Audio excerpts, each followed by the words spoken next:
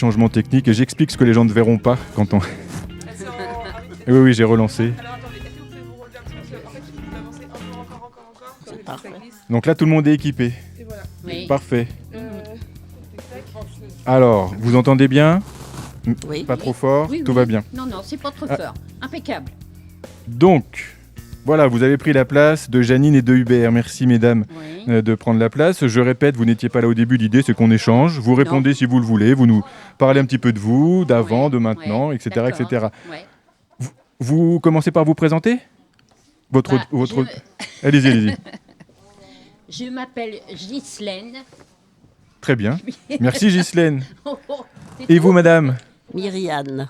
Myriane. Oui. NE à la fin. Et Myriane, alors, moi, je me rappelle, je viens de m'en rappeler parce que Nathalie me l'a dit, on vous a déjà eu devant un micro lorsque vous êtes venu à Aclou. Oui, Vous aviez vu vous- Je sais que. ben Mais moi, je me souviens plus où. mais- C'est ça, voilà. Donc, on va renouveler et continuer l'expérience. C'est- Alors, est-ce que avant... C'est trop fort? Non, c'est que ça glisse. Ah oui, mais C'est que ça- je ne sais pas si on peut Ça- les régler. Non, mais ça a l'air. Normalement, c'est ça a bon. l'air d'être bon. Ça a l'air- là. ça a l'air- Est-ce que vous pouvez nous parler de vous un petit peu avant, quand vous étiez plus jeune? Qu'est-ce que vous faisiez? Ah, bah, j'étais beaucoup plus jeune. Hein. Ouais, bah, comme oui. tout le monde, on est tous passés par là. Ouais. Qu'est-ce que vous faisiez? Qu'est-ce que vous avez Ah, fait bah, dans la vie? J'en ai fait J'en ai fait pas mal hein, dans ma vie. C'est vrai? Ouais. Vous avez beaucoup bourlingué, comme on dit. Vous avez fait... Bourlinguer, Bourlingue. non, pas vraiment. Non, travail. Non. Qu'est-ce que vous avez fait? Qu'est-ce que vous pouvez nous raconter? Ah, j'en sais rien maintenant, parce que ça fait un bout de Ça, temps. ça fait, maintenant, ça, hein. fait, ça fait un bout de temps? Ouais, ça fait un bout de temps. Ça fait un bout de temps? Ouais. Et vous, Myriane? Alors, moi, eh bien, je suis née avant la guerre, en 1935. Donc, je pourrais vous raconter l'histoire de l'Exode, Oui, vous la l'avez- déclaration, la déclaration de guerre, les bombardements, Ah, ouais. et puis tout l'Exode.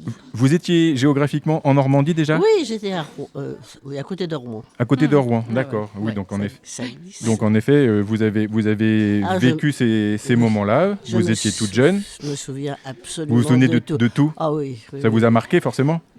Oui, parce que d'abord les bombardements, c'est extrêmement marquant. Ensuite, on est parti avec ma mère et mes grands-parents, et puis on a perdu les grands-parents en route.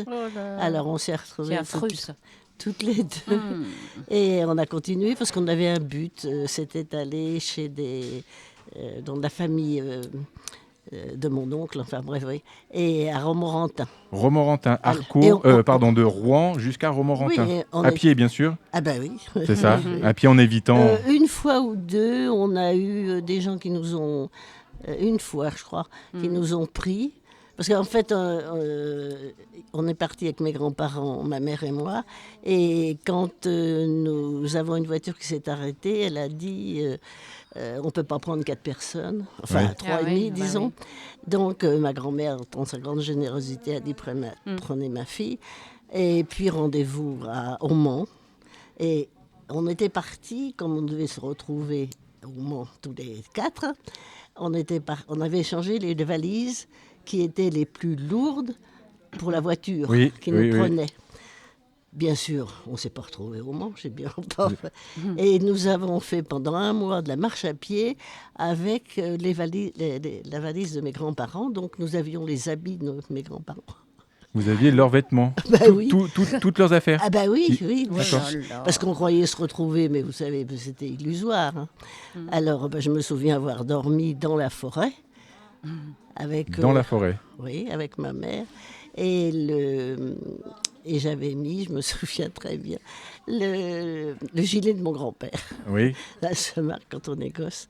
Bon, et puis, on a continué vers Romorantin, où nous avions de la famille par alliance. Puis quand on est arrivé à Romorantin, ma mère dit, mais où s'en est à Rouen? Elle a téléphoné à, je crois que c'est la préfecture ou quelque chose comme ça. Et ils ont dit que les Allemands étaient arrivés. Donc on a refait demi-tour, on est reparti à pied. Rouen, Romorantin, Romorantin, Rouen, à ouais. pied. Et les grands-parents dans l'histoire? Ah les grands-parents nous avaient perdus. À partir du moment où nous nous sommes séparés pour monter dans Pour la monter voiture. dans la voiture. On s'est jamais retrouvés. Vous les avez Bien- jamais retrouvés? Mais non, on les a retrouvés en arrivant à Rouen. Alors ils sont pas allés aussi loin que nous. Au bout d'un moment, quand ils ont vu que bon, ça servait à rien de faire de la De marche continuer. comme ça. Donc, alors un détail aussi, mon grand-père était quelqu'un de très méticuleux. D'accord. Alors, on était sur la route, on n'avait bien sûr pas de pain, pas de rien. Oui, bah. Et mon grand-père avait ramassé un quignon de pain qui qui se trouvait dans le fossé. Et ma grand-mère disait toujours, ton grand-père qui était tellement méticuleux, il a bouffé un morceau de pain. Vous voyez. Oui, mais en même temps, il fallait bien trouver un moyen de s'alimenter parce que dans ces moments-là... Oui, puis on était un peu rejetés, vous savez, on a couché à un moment dans une ferme, pas dans le bâtiment de la ferme, mais nous avons couché dans un local où il y avait les poules d'un côté et nous de l'autre. D'accord. Alors vous imaginez l'odeur, enfin bref. Vous avez utilisé le mot rejet. Pourquoi pensez-vous que vous étiez rejeté? Il nous disait pourquoi on était rejeté? Tout simplement parce que il n'y avait pas grand-chose à manger sur la route et que franchement, les Français n'étaient pas très accueillants et on les emmerdait. Vraiment? Vous étiez plus un poids lourd? Oui. Fallait nourrir, fallait en plus que vous accueillir. Oui, mais même dans certaines, il y avait des fermes. On s'est arrêté dans une ferme, je vous dis, où on a couché à côté du poulailler. Mais il y avait, j'assure, j'ai pas le souvenir de la moindre générosité. Hein. D'accord. Qu'est-ce que vous venez nous emmerder là? Ok. Parce que tout ce qui était du nord redescendait. Oui, forcément. Alors voilà. Oui. Ça a été particulièrement marquant dans ma vie parce que... Et puis là, vous aviez 7, 8 ans. Non, même pas. Je suis née en 35. C'était 35, donc oui, c'était 39. Donc oui, c'est ça. Ouais, oui, vous aviez 5-6 ans. Même pas 5 ans. Vous aviez 5-6 ans. Voilà. Bon, d'autres souvenirs après de la guerre aussi, parce que c'est vrai que quand on a sa jeunesse en pleine guerre comme ça, après, ça a été des souvenirs des... comment dire? Avant, j'ai oublié de vous dire, les bombardements sur Rouen, où je me souviens qu'on se cachait à côté de la cheminée, paraît-il, c'était plus protecteur. Oui.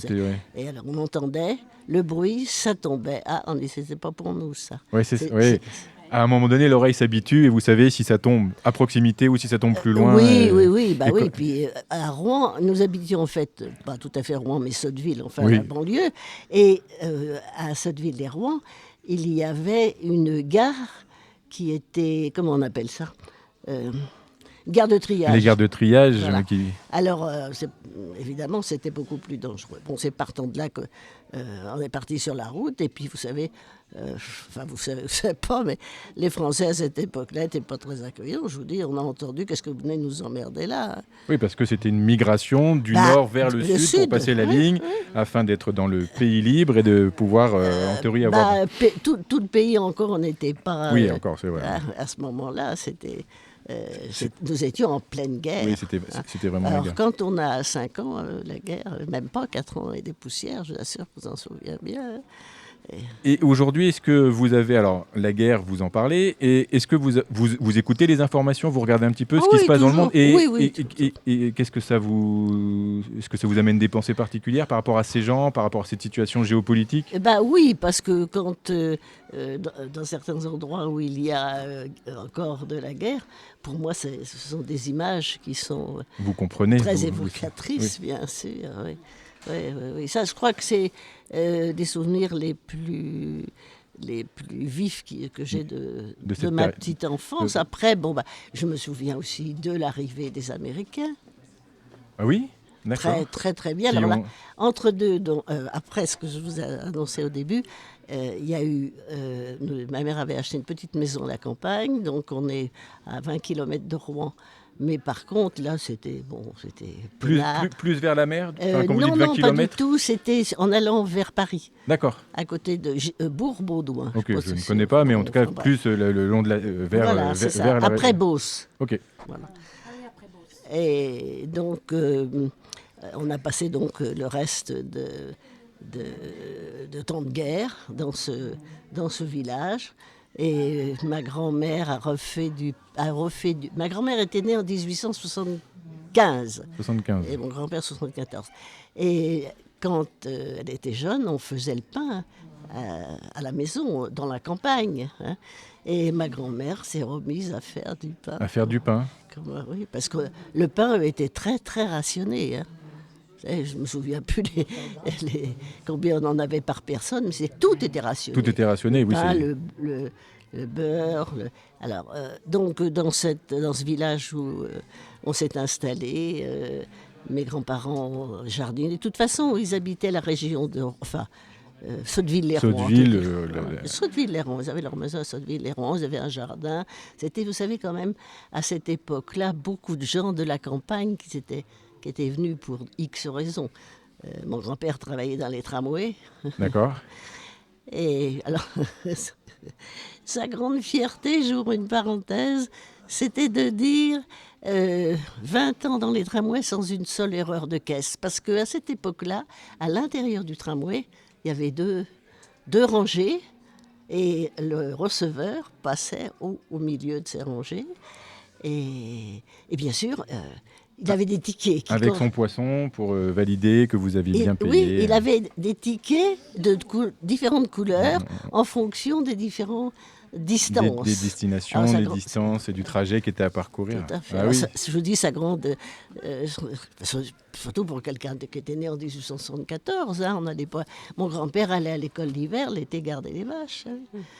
Alors, c'est 20, 30 ou 30 ans de tramway, je ne me rappelle plus, sans une erreur de caisse. C'était sa grande fierté. Ça se comprend tout à fait. C'est vrai que par rapport... Quand ces témoignages... Tout à l'heure, Hubert et Janine posaient la question, qu'est-ce que vous faites? Pourquoi vous faites ça? Nous, ce qui est intéressant, c'est d'avoir ce genre d'échange aussi avec vous, parce qu'on travaille beaucoup aussi avec des publics scolaires. Et aujourd'hui, quand on est avec les enfants et qu'ils vont à l'école de 9h à 4h, pour eux, c'est « oh là là, c'est compliqué ». Alors après, on leur explique, il y a des personnes qui n'ont pas eu la chance d'aller à l'école. Il y a des personnes, et ils vont l'entendre, qui ont dû aller à l'école pendant l'hiver et l'été. Oui, garder les vaches. C'est aller garder les vaches. C'est ce que mon grand-père a vécu. C'est ça. C'est ça. Et donc, et c'est intéressant. La guerre, l'après-guerre, comment vous avez vécu tout ça? Les Américains qui arrivent, les Canadiens qui arrivent? Oui, c'était les Canadiens qui sont arrivés. Oh ben, ça a été grand bonheur. Hein. Et je me souviens que c'était des Américains, les premiers que nous avons vus dans cet endroit. Et on leur faisait des bonjours, ils nous lançaient des chewing-gums. Ah bah oui. On ne connaissait pas le chewing-gum. Hein. Et donc après, petit à petit, les choses sont remises en place. Mais enfin, ça a mis quand même beaucoup de temps. Hein. Beaucoup de temps. Parce que il fallait reconstruire. Reconstruire aussi bien les bâtiments que la vie, que le rythme de la vie, le travail, reprendre un... Et toute l'alimentation n'est pas revenue comme ça. C'est pour ça que l'idéal à cette époque-là, c'était d'aller à la campagne. Nous habitions Sotteville-les-Rouen, on est allé habiter à Bourg-Baudouin, je ne sais pas si ça vous dit quelque chose. Enfin bref, dans un village où là, ma grand-mère a refait du pain comme quand elle était jeune. Et vous étiez autosuffisant au niveau alimentation? Il y avait un potager, voire quelque chose de plus grand? Il y avait un potager. Parce qu'on avait... mes grands-parents ont acheté une maison à la campagne, et à 20 km au-dessus de Rouen, je disais à Bourg-Baudouin. Et bien sûr, la première chose, ça a été de jardiner. De jardiner pour pouvoir avoir de quoi se nourrir. Et nous avions des lapins. Mon grand-père allait chercher à manger au lapin dans la campagne tous les jours, parce que quand une mère lapin fait des petits, c'est pas trois. Hein. C'est ça, c'est une portée, il faut la nourrir à la portée. Ma grand-mère a fait du pâté de lapin. D'accord. Chez le boucher à la campagne, on pouvait avoir... tout était sur carte, hein, mais on pouvait avoir, par exemple, du porc pour faire du pâté. Moi, je sais faire du pâté de lapin. Oui, qu'est-ce que je veux dire d'autre? Vous avez gardé, vous avez appris à ce moment-là à faire à manger, à faire le pâté, c'est ça? J'ai appris de ma grand-mère un sens profond de la vie avec des moyens limités. D'accord.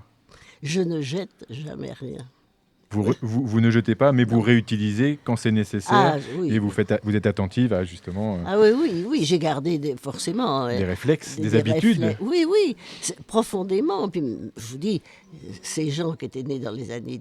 fin du 19e siècle étaient des gens qui étaient très, très économes. Ah, et puis, si vos grands-parents, c'est 1875-1876, c'est ça? Leur naissance, oui. Oui, c'est ça. Donc, ça veut dire que 1870, une guerre, 1914, une autre. Donc, forcément, ça marque aussi dans l'éducation 2 guerres. Alors, après, il y a eu cette guerre aussi dont vous nous parliez tout à l'heure. Vous êtes resté tout le temps sur la région, en Normandie, dans le coin, ou vous avez bougé un peu géographiquement, vous, personnellement? Moi, oui, mais après mon mariage. Après votre mariage? Oui, parce que je me suis mariée avec un officier de l'armée de l'air qui était pilote. Donc j'ai habité Djibouti. D'accord, vous avez voyagé grâce à oui, et j'ai toujours été intéressée par le côté humain, par la façon dont des gens vivaient. Oui, la différence qu'il peut y avoir entre une personne qui habite le nord de la France et puis une personne qui habite le sud. Ou dans un autre pays. Ça revient à ce que vous disiez tout à l'heure. C'est peut-être aussi cette image que vous avez eue de votre, on va dire des habitants du même pays que le vôtre qui finalement, dans une circonstance exceptionnelle, développent une forme de rejet parce qu'il faut partager le repas. Déjà, il n'y en a pas beaucoup. Il faut partager une chambre. En plus, si on vous héberge... J'en ai gardé un goût profond pour l'histoire. Oui, ça se comprend, c'est vrai que... Et puis j'aime comprendre, j'aime rencontrer des individus, j'aime discuter avec des gens d'ailleurs. Avec des gens d'ailleurs. Je suis curieuse, très curieuse. Là, vous parliez de mariage, voyage, armée. Vous, est-ce que vous avez exercé un métier? Oui, j'ai fait de la représentation scolaire. Représentation scolaire? Chez Nathan. D'accord, donc les manuels, c'est ça? C'est les manuels que vous présentiez aux instituteurs ou les enseignants, c'est ça? Tous les enseignants. Tous les enseignants, j'allais jusqu'au bac, même parce qu'on vendait des cartes de géographie aussi. Oui, j'ai fait ça pendant, je sais plus, 20 ans peut-être, enfin bref. En France? Ah bah oui. En France? Oui. Une région particulière? Oui, alors moi j'avais la Seine-Maritime, l'Eure, et puis ma foi, comme je travaillais pas trop mal, on m'a nommé, je veux dire, c'est peut-être prétentieux, chef d'un réseau. D'un réseau, Je faisais, pour une plus grande partie de la France, je faisais les recrutements. Ah bah oui, c'est important. Les mises en route. Les mises en route, les formations sûrement aussi, afin que les personnes qui viennent de l'extérieur... Quand je vous dis les recrutements, les mises en route, c'était la formation. C'est tout d'accord. Recrutement, mise en route. Donc c'était l'époque du manuel, l'époque du livre, que les enseignants devaient acheter. Oui, bien sûr. C'est ça, devaient acheter. Devaient acheter tout en choisissant, parce qu'il y avait Nathan, il y avait... Nathan, Bordas... Alors Bordas, et puis nous étions spécialistes des cartes de géographie. Alors j'ai dû en voir vos cartes de géographie, parce que moi je suis né en 74 et c'est vrai que alors mes enfants aujourd'hui, je crois plus qu'il y en ait trop dans les collèges, maintenant c'est du numérique, mais c'est vrai que ces belles cartes de géographie qu'on a même nous voulu avoir dans nos chambres mais qu'on ne pouvait pas avoir parce que c'était réservé si, vous aux enseignants. Pu l'acheter directement à l'éditeur. Oui, voilà, c'est ça, il fallait savoir comment faire, mais oui c'est vrai, d'accord, donc ça... représentant sur la région Eure, enfin 2 départements, la Haute-Normandie à l'époque. Oui. La Haute-Normandie, maintenant c'est la Normandie. Qu'est-ce que là vous parliez de relations humaines? Vous avez fait ça? Ça vous a apporté des échanges, les découvertes? Je vous disais tout à l'heure, très curieuse et j'aime beaucoup échanger et comprendre. Échanger, comprendre. Alors ça m'a permis effectivement d'échanger. Beaucoup, parce que je faisais combien? 5 écoles par jour, à peu près. Ah oui, en effet. Alors, il fallait choisir des temps creux. On était plus ou moins bien accueillis. Après, on a été très très bien accueillis parce qu'on était les premiers en carte de géographie. D'accord. Ça s'appelait... la MDI, Maison des Instituteurs. Vous avez certainement vu les cartes. Oui, les cartes. Mais maintenant, on ne se sert plus des cartes de géographie. Dans certains établissements où on va, et en l'occurrence dans les campagnes, dans les écoles de campagne qui sont dans des petits villages comme nous on n'habite pas très loin d'ici, oui, on en voit encore, mais maintenant, dans les nouveaux enseignants, c'est le numérique, c'est le tout... ça n'a plus rien à voir avec ce que j'ai vu. C'est plus la même chose. pas du tout. C'est plus la même chose. Et ça n'a rien à voir. Et puis, c'est aussi différent l'approche des enseignants, des instituteurs, leur manière de faire, leur manière de travailler. Après, c'est bien, c'est pas bien, on ne sait pas, on verra bien. L'école avait commencé à être obligatoire à la fin du 19e siècle. Hein. Mon grand-père, il allait à l'école l'hiver parce que l'été gardait des vaches. C'est ça. Oui, mais c'est aussi, c'est l'évolution de la société. Oui, tout à fait. La part d'agriculteurs dans la société française a diminué. On est à 7% de la population active, alors que c'était il y a quelques années, on était à 14%. Donc on n'avait pas les mêmes moyens de travail. C'était pas les mêmes moyens. Le tracteur est arrivé après la guerre avec les Américains. La mécanisation et toutes ces choses-là. Et ce dont on avait besoin il y a 100 ans, c'est plus forcément la même chose qu'aujourd'hui. Et puis, aujourd'hui, il y a plus que la... Il n'y a plus besoin des cartes de géographie parce qu'on a d'autres moyens.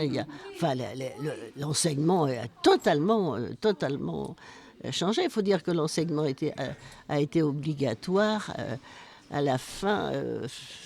Voyons voir, mes grands-parents sont nés en 75. Ça doit être 1906-7, quelque chose par là. Début du 20e. C'est début du 20e, donc après ça s'est institutionnalisé. Les ministères ont été créés pour justement favoriser à l'échelle d'un continent entier. En fait, je crois que l'enseignement a commencé dans les années 1800 et des poussières. L'enseignement, mais pas obligatoire. C'est ça, il a été obligatoire après 1900. C'est ça, une fois que toutes les lois étaient mises en place. Sinon, beaucoup de... Non, mais allez-y. Donc, vous avez fait ce beau métier qui aujourd'hui nous touche parce qu'il n'est pas en voie de disparition, mais il a vraiment évolué, en tout cas, par rapport à ce que vous disiez, au support papier, au support mural. Vous avez fait autre chose comme métier ? Non. Très bien. J'ai fait ça jusqu'à la retraite, quoi. J'ai commencé, si vous voulez, inclus dans le métier, comme ça marchait bien et que j'avais du punch, j'ai eu la promotion qui m'a permis aussi de faire les recrutements. C'est ça, oui, les recrutements. Donc, sur une zone géographique plus large, c'est ça ? Que l'Eure et la Seine-Maritime Non, un peu plus. Oui. Après, on vous en demande plus. Si vous êtes bien dans ce que vous faites, forcément, le patron, il va tirer un petit peu sur la ficelle. Oui, ça s'appelait la Maison des Instituteurs. MDI, c'est ça. Maison des Instituteurs. Alors, ça a été racheté par Nathan. Ça a été racheté par Nathan. Alors, et puis Nathan qui a été racheté par d'autres éditeurs, etc. Clarisse, est-ce que toi tu... Moi, je suis arrivée un peu... Oui, mais tout va bien. Vas-y. Prends la parole quand tu veux. Mais moi, j'ai beaucoup aimé parce que c'était d'abord un contact direct avec les gens. Ça permettait de connaître et de comprendre bien des choses parce que, d'abord, il y avait plusieurs régions en France. Et puis, la façon dont on travaillait dans une école et pas dans une autre, il y avait une plus grande liberté quand même que maintenant, je suppose. Enfin, et vous avez dû voir des petites écoles atypiques. Certainement, vous êtes allé dans des endroits, dans des villages. Je faisais les villages. Vous faisiez les villages, sur la partie qui m'était attribuée, je faisais tout. Vous savez, les journées étaient longues. Parce que entre le matin... si vous prenez la voiture, en plus vous aviez la voiture forcément, je suppose, parce que sinon c'est compliqué, mais c'est vrai que vous avez cette possibilité de pouvoir vous déplacer, ce qui est quand même... Et de connaître aussi profondément la psychologie humaine. Oui, ça ramène à ce que vous disiez tout à l'heure. Ça, c'est vous, c'est une partie, c'est une partie de vous. Et après, peu importe comment on vous reçoit, parce que c'est vrai qu'après, quand vous arrivez avec un produit à vendre ou à proposer qui est meilleur que l'autre, les instituteurs ou n'importe qui n'ont pas forcément envie de vous écouter. Pas à ce moment-là. Là, si vous voulez, la Maison des Instituteurs s'est développée très vite. D'accord. Et elle avait une très grande réputation. Elle a été créée par 2 enseignants. Et forcément, elle était très, très bien adaptée. Oui, c'est ça. Voilà. Alors donc, quand on disait MDI, on était très très bien reçus. Puis je vous dis, ça a été racheté par Nathan peu de temps après ma retraite. Et alors je vais rebondir sur l'éducation. Nous, on travaille beaucoup avec une institution qui a 150 ans, je crois, qui s'appelle la Ligue de l'enseignement et ça s'appelait avant la Fédération des œuvres laïques. Ça vous parle, ça ou pas? Ça me dit quelque chose. Parce que c'est complémentaire de l'éducation nationale et c'est vrai que vous parlez d'éducation et on travaille avec eux beaucoup. Et c'est vrai que toutes ces démarches, aller vers, proposer... Oui, allez-y. Ce dont vous parlez, là, qui a été créé quand ? Il y a 150 ans, je dirais une bêtise, que je n'ai pas les dates, mais ça a plus d'un siècle, je pense. Parce que moi, je n'ai connu sur ma trajectoire Nathan, Hachette, mais c'était... Oui, Hachette. Hachette, c'était pour les cartes de géographie. D'accord. Et nous, on en a fait après, nous, à la MDI. Et puis, Nathan, je me souviens plus. Tout à l'heure, j'ai dit Bordas, mais je pense que Bordas, oui. Ou... Non. Bordas, non ? Non, parce que Bordas faisait du livre, mais pas forcément du livre scolaire. Pas forcément du livre scolaire. Non. Nous, on était spécialistes des cartes de géographie. Et puis après, je crois que c'est Nathan qui les a reprises aussi, parce que la maison... moi, quand j'ai travaillé à la MDI, les créateurs étaient 2 enseignants. Et ils sont restés très longtemps là-bas. Après, ils ont passé la main quand ça a été racheté soit par Hachette, soit... Ils l'ont vendu. Ils ont vendu. Et oui, ils l'ont Puis après, ils sont partis à la retraite Hachette. aussi, parce que ça fait plaisir de développer un beau projet. Mais à un moment donné, on a aussi envie de se poser. Hein. Oui, mais vous savez, ils avaient beaucoup travaillé, parce que pour lancer leur maison d'édition, c'est eux qui sont allés sur le terrain. Non, c'est pas ça. C'est eux qui ont créé une méthode de lecture. D'accord, donc c'est tout le travail, c'est ça. Ça veut dire. Ils ont commencé avec leur propre création. C'est ça, leur création, leur expérience. Ils se sont dit, il doit nous manquer telle et telle chose, et on va essayer de produire quelque chose. Absolument. On a parlé travail, plein de dynamisme. Et la période de la retraite, dynamique aussi ou... Oui, toujours. J'ai toujours été dynamique. Toujours dynamique, là. Toujours en mouvement, toujours aller vers les gens. Nous avons beaucoup voyagé avec mon mari, qui était officier dans l'armée de l'air. Et on a fait beaucoup... Moi, j'adorais la découverte, toujours, de milieux différents, de personnes différentes. Et donc, pendant 7, 8, 10 ans, tous les ans, on faisait un grand voyage. Non. Pour vous. Quand on était à la retraite. Ah, la retraite, d'accord.